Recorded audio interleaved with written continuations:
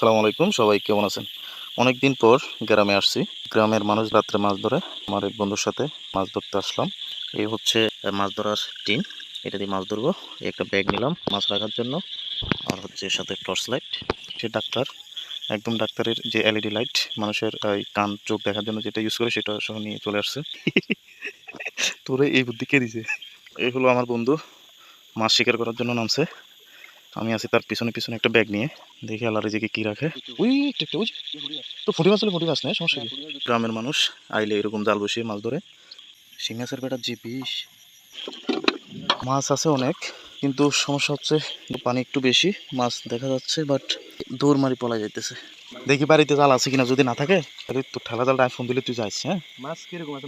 মাছ আছে বেটা। এই হলো আমার বন্ধুর মাছ ধরার সফলতা। দেশি কই? হ্যাঁ, একদম দেশি কই। হ্যাঁ, দেখা যাচ্ছে। মোবাইলে তো ছোট উঠতে আছে। হ্যাঁ।